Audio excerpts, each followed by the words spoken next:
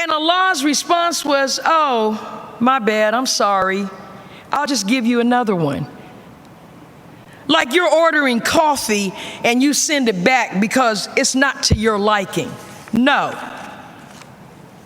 Only in the case of the black man and woman in America were we given this mercy. That's what the minister is, the human embodiment of the attribute of mercy. We're going to have to advance very quickly, you and I, in our understanding. Now listen, now we're at the next level. The Honorable Elijah Muhammad met with God in person. Take it or let it alone. The nation's been here 90 years. We can't give you the whole history of the Nation of Islam and all the teachings from the beginning every time someone comes to this podium. This is the time when you have to accept truth or not. I have no idea what it was like to meet with God. I have no idea what it would be like to meet the Honorable Elijah Muhammad. I continue to quake when I'm about to enter a room or speak on the phone with the Honorable Minister Louis Farrakhan. And I think we all should be, frankly. But think about it. Master Fard Muhammad meets this young man, Elijah Poole, struggling up from the deep south in cold Detroit, Michigan, depressed and down like we all are in white America. But that was during the Depression. That's what they named it. Master Fard Muhammad, this sort of otherworldly human being, speaking Arabic, coming from a place called Mecca in Saudi Arabia, which our people never heard of. They barely been out of Black Bottom, Detroit. We're barely out of slavery. This man says things and does things that are absolutely mind-boggling, and we are awed even today getting a portion of this advanced knowledge. But for prophecy to be fulfilled, there is a process. First, the Honorable Elijah Muhammad had to submit, obey, recognize God in a man. Because the first thing God has to do is destroy spookism. But in order for us to be reconnected to our rightful place, someone had to submit and have the special character of humility to submit to a man who only came up out of the south of Georgia, whose grandparents worked the fields in the south. Because Master Fard Muhammad, though connected to us through his father, did not come up out of the experience of slavery. And these are the people he is after. In order for this process to take root and for us to earn our redemption, someone from among us had to overcome black inferiority and reject white superiority, and through his own humility be given the sight to see God in a descendant of slaves. This is essential to becoming a redeemer of self and others, because the minister told us when we see any of each other, we see God. Even if it's not developed, even if it's been mismanaged or misaligned, by nature, we are the original people. We submit to Allah. We possess some of the attributes of Allah. And when we go out in the streets, we can't look at Pookie or Kanisha and say, oh, there's nothing there. You can't walk past the weak. You can't walk past the wicked and call yourself a follower of the Honorable Elijah Muhammad. You must possess this special characteristic of humility. Everybody can't sit down with God, with the supreme ruler, though he did raise up 25,000 in Detroit. But we had to reverse our slave mind, and that could never be done unless one of us at least could see God, not only in an original man, but in a descendant of slaves. And don't say it didn't have to be done, because there was a time when Master Fard Muhammad was ready to say, I'm done. It was the Honorable Elijah Muhammad who prayed for an extension of time.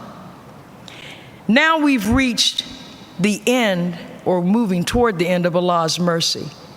But had it not been for this one humble brother, Minister Louis Farrakhan, we would not qualify for redemption, because we ourselves could not be shown the quality and the characteristic of humility that is necessary to be redeemed and to redeem others.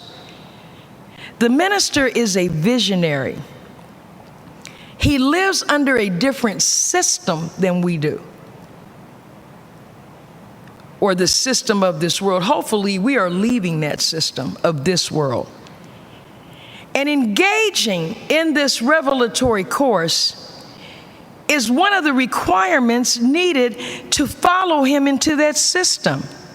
He has taught us that once we attain mastery of self, there will be no more devil on the earth.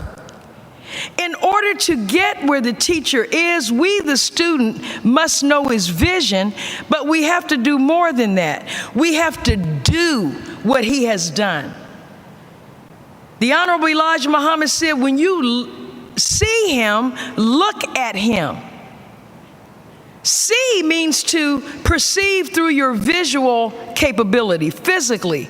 Look means direct your attention to. We have to examine, analyze, and correct self as he has done. So when coronavirus, as I bring this to the close, when coronavirus was characterized by the World Health Organization as a pandemic, March 11th, 2020, do you know where the students of Minister Farrakhan were if we were obedient to his directives? We were in study guide number 14, respect for authority. Out of nowhere, our movement was severely limited in a way that none of us know in our lifetime. We were told to go inside, do not come out unless it's to a pharmacy or a grocery store, and then go right back home. Confronting our natural dislike for obedience to authority that we don't agree with has aided us in coping with the sudden restrictions on our movement and the loss of daily services and activities. That unit of study teaches us from the Quran, we obey those in authority as long as they are in authority, even if we disagree, unless it conflicts with our religion. So we had exquisite preparation of the mind right at the time that this came down. And as an extra show of mercy, in fact, grace, what falls at that time? Ramadan. So we were able to go inside not only the house, but inside of self in a way that we have not been able to do. Respect for authority going on during this time. Now we're in the house. We're around people that we stay outside all day to avoid. Now we got to confront the people in our family, the people that live in our household, confront ourselves, and lo and behold, we're on Study Guide 15, the characteristic of humility, at a time when we needed a tool to facilitate peace in the home and society and protect ourselves from a warped perspective of ourselves. The minister said of humility, it is a sure means of salvation. Now, we have just completed the law of God. Right at the time when the criterion gave the inhabitants of the earth the law and the will of God. So now we're done living under the law of white supremacy. Now we move in this week, next Friday, to Study Guide 17, Hypocrisy and Conspiracy. You wouldn't have known, I wouldn't have known the sequence of these study guides and the way Allah revealed them to the minister, how they would align perfectly with these final days. Hypocrisy and conspiracy. He wrote no cover letter for that study guide.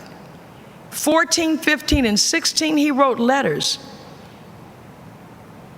You need to read those letters and get with some people and study. Hypocrisy and conspiracy, he goes straight in. Now, two things trigger the actual plot and the move to kill Jesus. 2,000 years ago was the prophetic Jesus. Right now, we're in the fullness of time witnessing the actual Jesus and the fulfillment of prophecy. Two things occur that trigger the move on the plot to kill Jesus.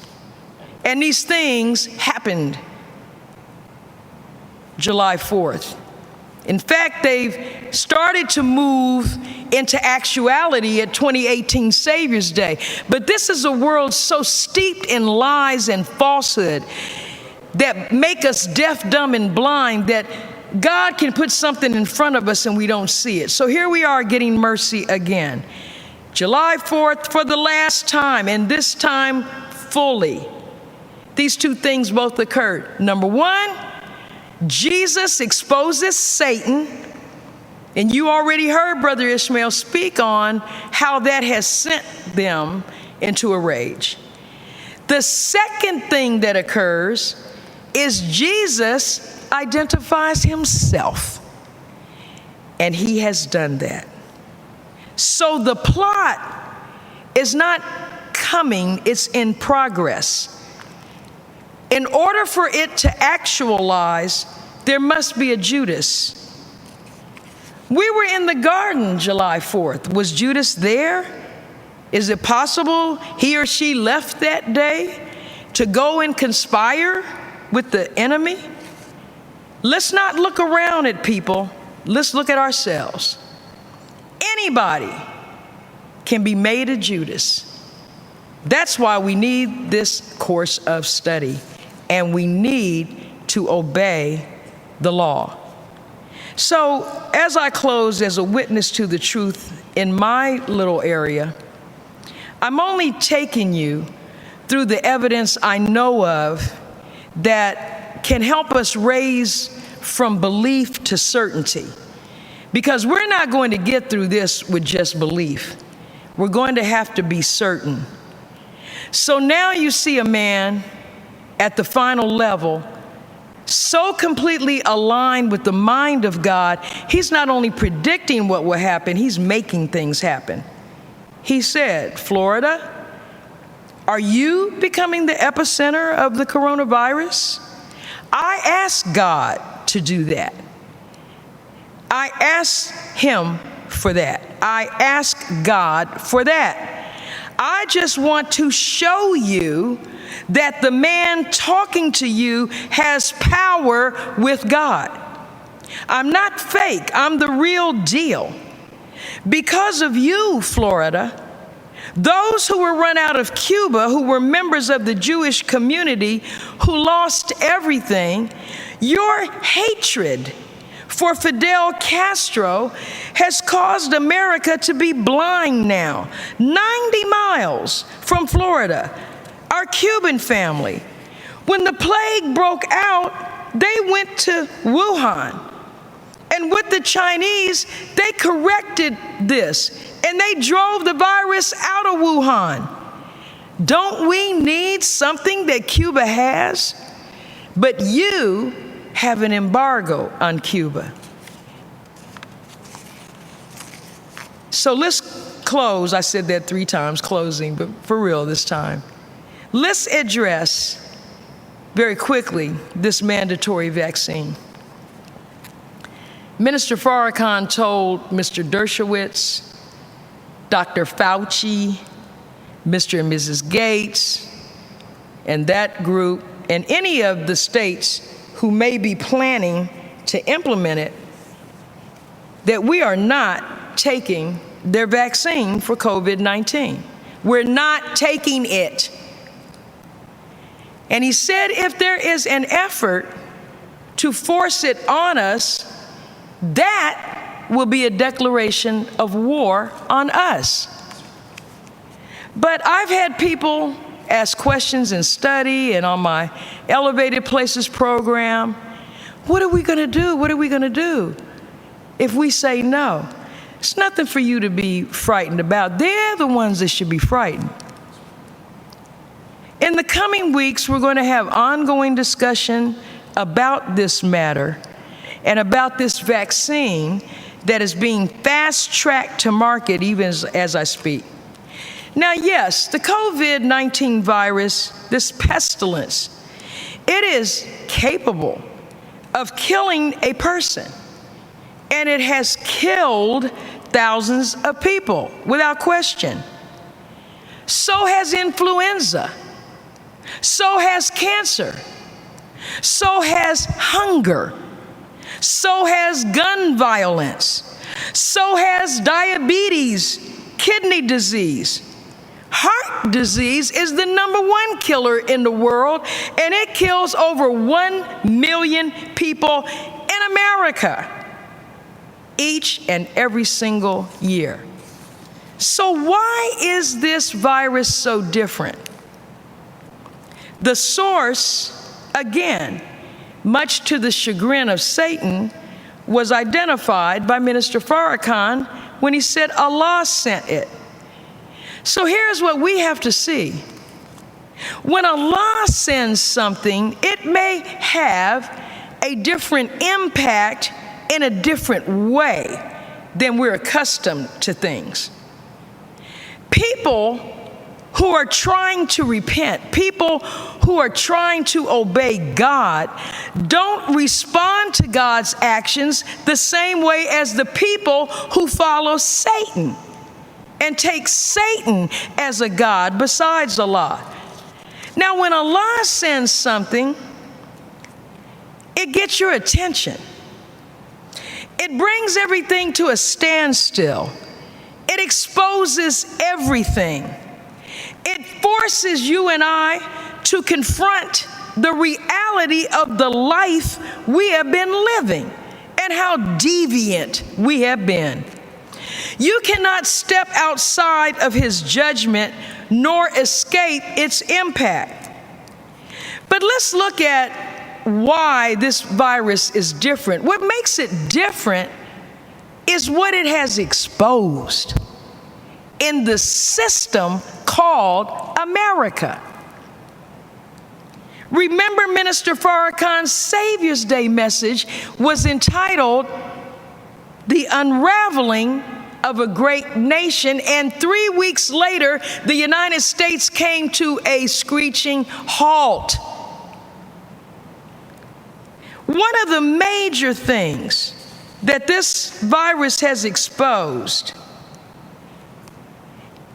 is the healthcare system, or lack thereof, of the United States.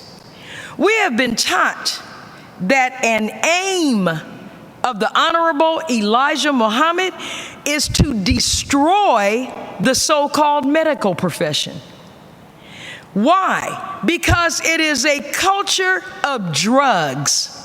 It is not a culture of healing. Now listen, when this virus showed up in the United States, it revealed greed, it revealed incompetence, it revealed the wicked mindset of this nation. This is a place built on kidnapping, murder, rape, forced labor, lying, stealing, and terrorism. And it is sustained by all of the above through institutions based upon anti-black racism, sexism, materialism, and an inordinate nationalism. COVID virus humiliated the United States, proving that she is actually the so-called third world country that she labels all the nations that are led and populated by people of color. It is you, America, that are the third world country. Why? Because you don't have a soul. You don't have a heart. You are a mean, selfish bully of a country. You hate anybody that needs help, especially when you're the reason they need the help. You make your people sick. You allow multinational corporations to sell nicotine, alcohol, fake food, products full of carcinogens. You pay your essential workers, which COVID revealed, who the real service providers are in this nation.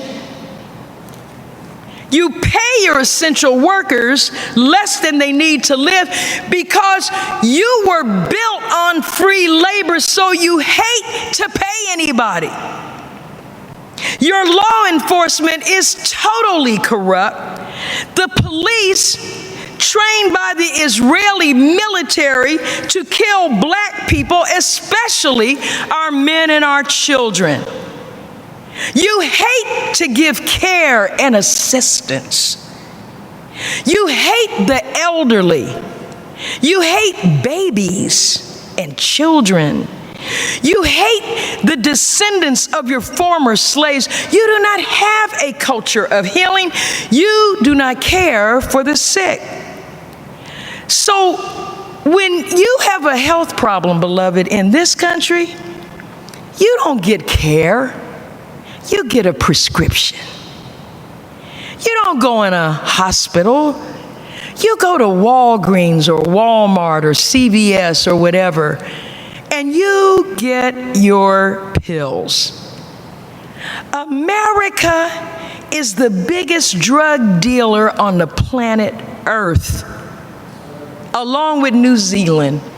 Now, how New Zealand coupled with America, I don't know, but there's a reason. But the United States and New Zealand are the only two countries on the earth where pharmaceutical companies can advertise directly to the consumer. Everywhere else is illegal. So we, the consumer, watch commercials. Then we go to the doctor and ask the doctor, can you give me that purple pill that I saw on television? And when they advertise, not only are they allowed to do that, but the sale part of the commercials are are given on a 6th grade level vocabulary. The adverse effects are given on a college level vocabulary. Oh, this pill is awesome. It's going to make you happy. It's going to make you jump up and down. And you're going to hug your husband and love your children. And if you grow a third eye and if you develop some fatal events, call 911. And if your arms fall off and if the fatal events, we all get one fatal event per person. If I take the pill and I have a fatal event, I'm not calling anybody, but I guess I'm cured. Chris Rock told it right. He said, when you tell the vendor what it is you want, that's not a doctor, that's a drug dealer. So when COVID-19 arrived, this is a respiratory disease that attacks the lungs. It left people unable to breathe, which means they need professional medical care in a hospital. You and I can handle a stomach virus no matter how much we suffer, but we can deal with a stomach virus at home. But when the lungs go down, you need help and you need it immediately. We can go weeks without food, days without water, but we can only be stopped from taking in air for a few minutes before we die. We need air more than we need anything in life as an essential. This is how Allah made our organism. The whole planet found out that big, bad, state-of-the-art, advanced USA has only 1 million hospital beds with a population of 330 million people. This virus, what is it? What is this thing? The reason they reacted in panic is because they didn't have the only two things they sell: drugs and vaccines. How long do we have to stay in a state of emergency while you don't know what to do? This CDC, real quick, the latest god of America, the CDC, the Center for Disease Control. Now, its full name is actually the Center for Disease Control and Prevention. But you never hear prevention in public. They dropped that because they don't do that.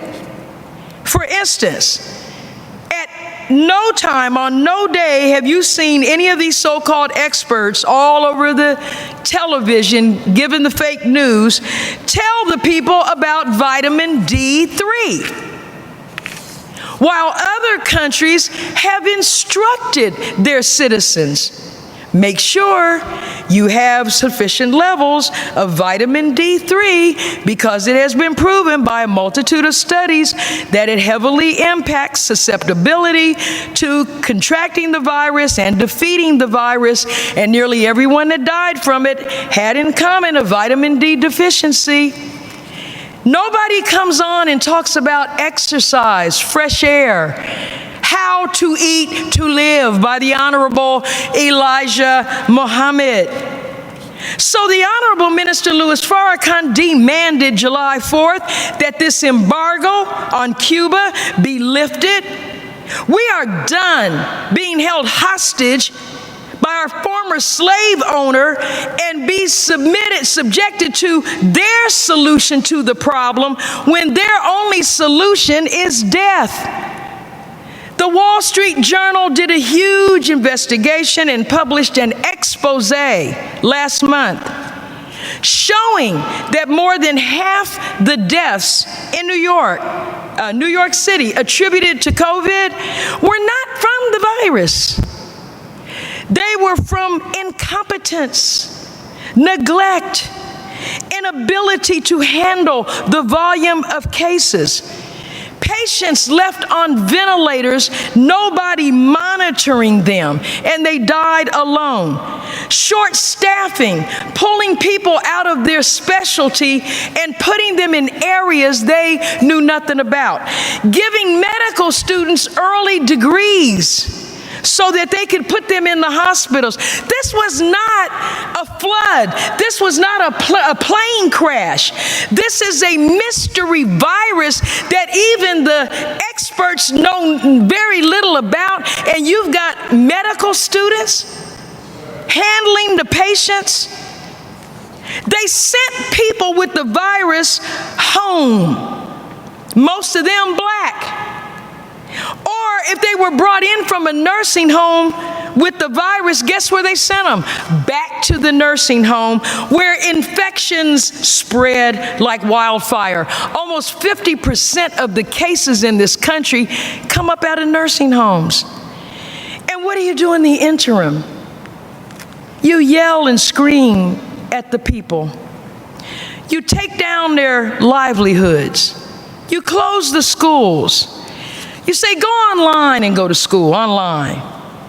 When most black households do not have internet access and the laptops and tablets and ability to connect. You saw on TV all of these news shows, the upper class and wealthy white people. Here I am at home on my laptop with my big yard and my children playing outside and the tutor. Oh, and don't go around the grandparents. In the black community, that's the caretaker, the grandparents.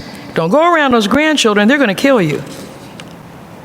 You tell us to maintain social distance, and you should.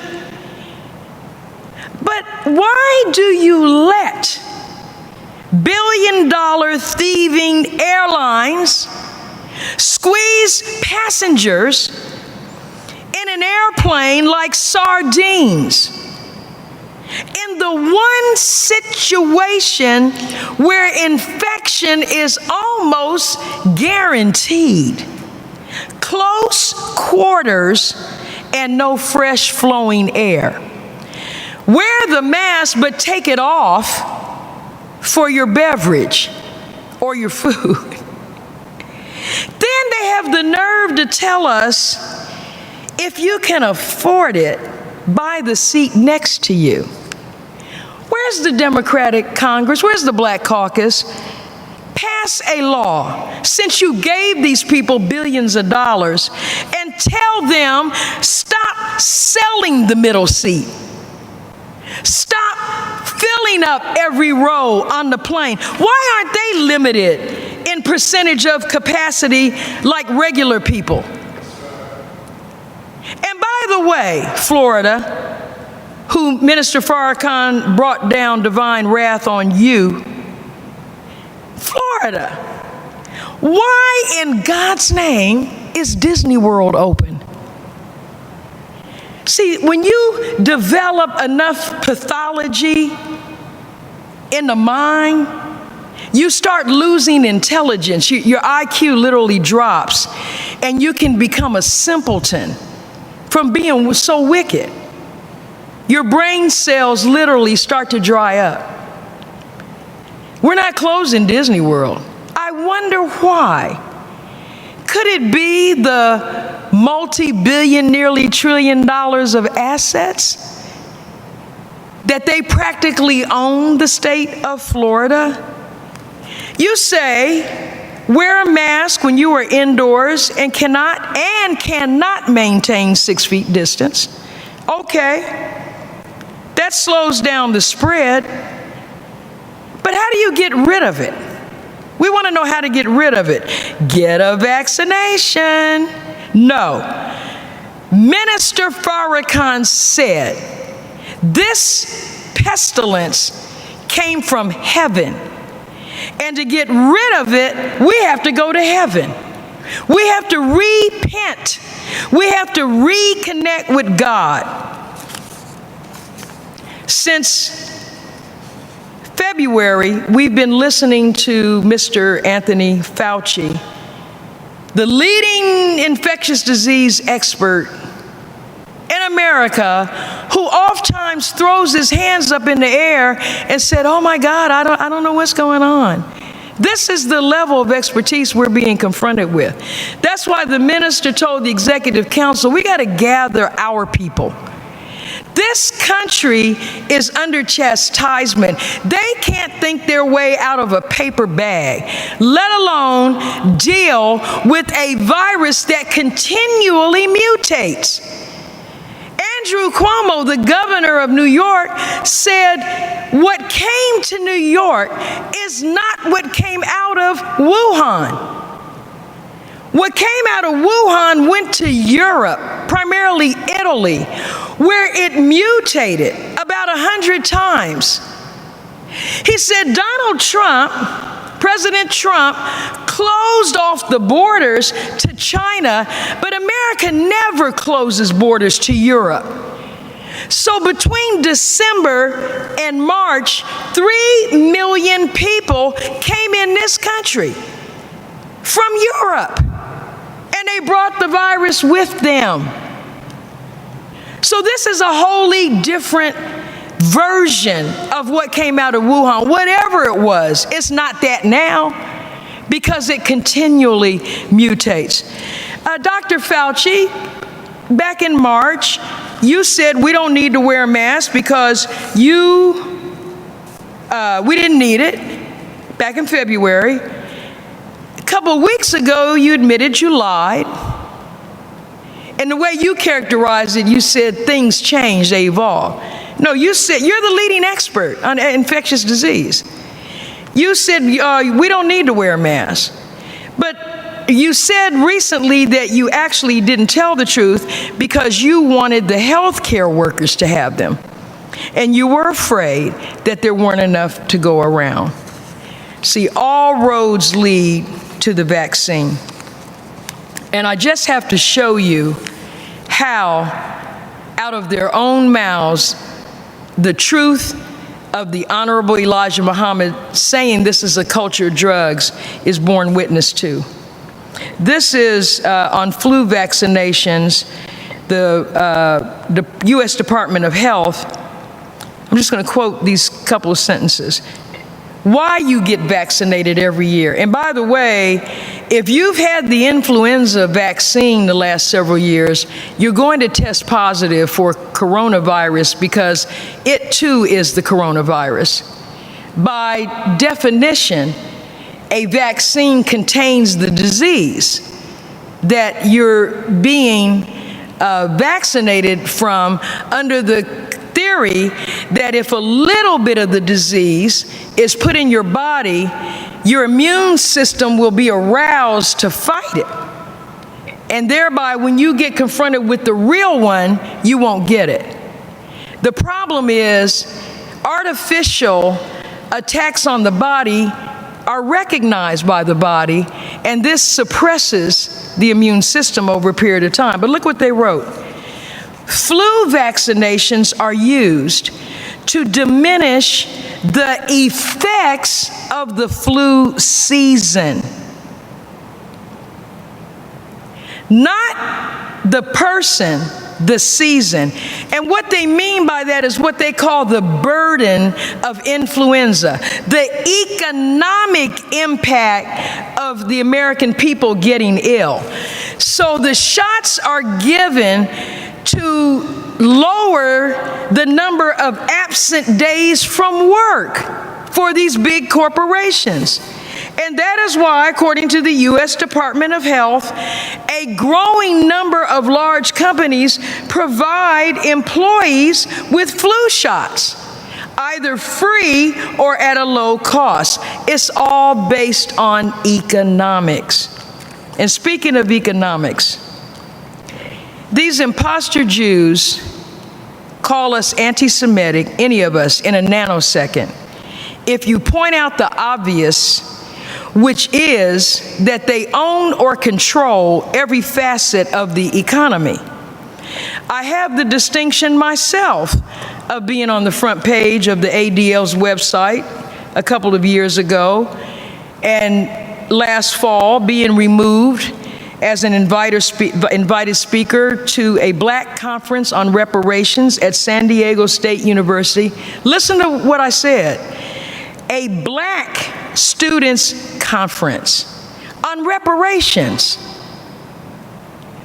But an offended Jewish professor at the school objected to it and brought down the heat on the Black Student Union and called it off. I was called on local TV, newspapers, everywhere, a quote, vicious anti-Semite, just like her teacher. So all I can say is call everybody, tell them we made it. Happy to be in his company. But why do you imposter Jews I'm speaking to, deny that you control everything and call it anti-Semitic for someone to say that? Then right after someone disagrees with you, you start shutting down media outlets. That's control, that's power. You start dragging out house servants to condemn the minister. And all of them sound like parrots and dolphins because you give them the same little script. And when any person says anything supportive of the minister or his work, you drag them through the mud, you threaten their livelihood. And if they don't back down, you strip them of their livelihood. You own the banks, the professional sports teams, real estate, the retail outlets. And this is why Shannon Sharpe, the former NFL player who's Hall of Fame and an NFL analyst, this is what he quoted. Because as quick as you came after Nick Cannon and Deshaun Jackson and others, see, whenever you, as Brother Ishmael said, we're coming together. So that as you knock down one, another one steps up. This is why all of us have to step up and step out and witness. You don't need a rostrum or a mic. Say it in wherever you are, at the workplace, in a conversation. Defend truth. And when someone says Farrakhan this or Farrakhan that, ask them, where did you hear that? What is the source of that? And what proof do you have of it? But here's what Shannon Sharpe said, quote, after Deshaun Jackson was attacked. When whites say something bad in the NFL, they get Tony Dungy to clean it up. Where is the person in the Jewish community that will come to our defense? Tony Dungy is the first Black coach to win a Super Bowl, and he's a vocal house servant for white people. And so our people are beginning to hit back because Black tolerance for anti-Black racism is at an all-time low, and we're floating around zero, and pretty soon we'll be in the minus column. But we're at the point where if you hit us, we're going to hit back. You say you don't control our people when you terrorize them. You make them publish lengthy apologies. And when I read these apologies, it reminds me of when people are kidnapped, taken hostage, and the kidnapper writes the note and makes the hostage read the note. It doesn't even sound normal because these are terrorists. You don't know what they take somebody in the room and threaten them with. And I close with this last one. You see, that's the end of it. I have to mention Patrick D. John. This is the first Black Christian president of the Jewish Bar Association in Chicago. And he has done a fact check on Farrakhan. And I'm going to answer him on each point, but I just want to respond because we're not going to give him airtime. We're not going to repeat what he says, except this. He takes you right to the point on the tape, because he's writing in the Jewish Times, where Farrakhan said, whites are, quote, dominant by nature. They are not a natural people, they are a grafted people. Their father was a liar and a murderer, so whites are born with lies and murder in their hearts. Fact check. Prior to white Christians, not Jews, enslaving Africans, there was no such thing as white supremacy in the world. The ancient Greeks and ancient Romans had no concept of discrimination based on skin color. White supremacy was born in the 1500s to justify enslaving blacks, as though that's okay. If racism is in the DNA of whites, why weren't whites racist prior to the 1500s?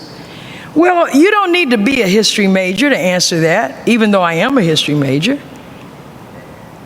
You don't even have to go to black true history. You go to their history. You know why we didn't see it before the 1500s? Because they were contained in Europe. That's why we didn't see it.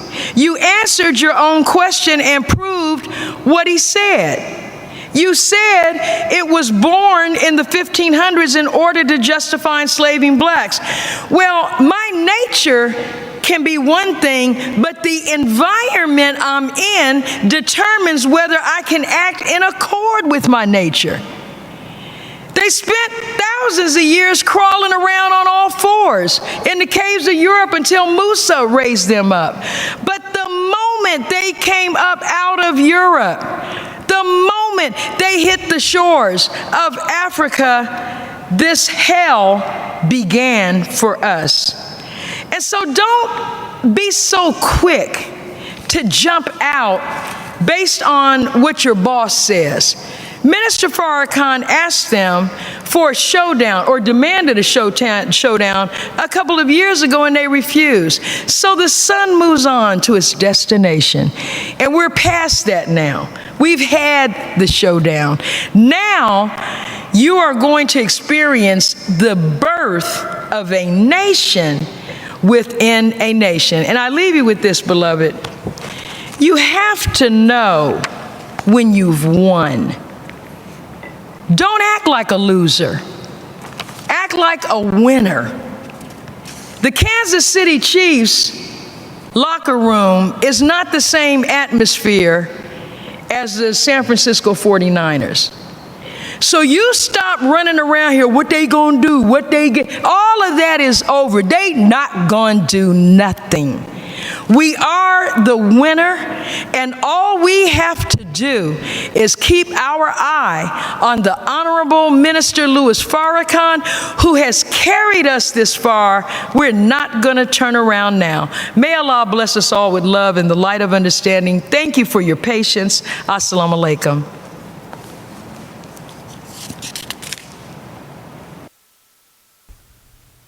And just like that, the law of God. Thank you so much, Sister Felicia, the Poetess Morris and Morris Media Studios.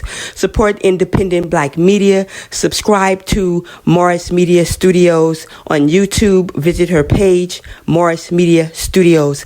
I'm Sister Charlene Muhammad, saying if it's impacting our community or can uplift us as a people, let's talk about it. Peace.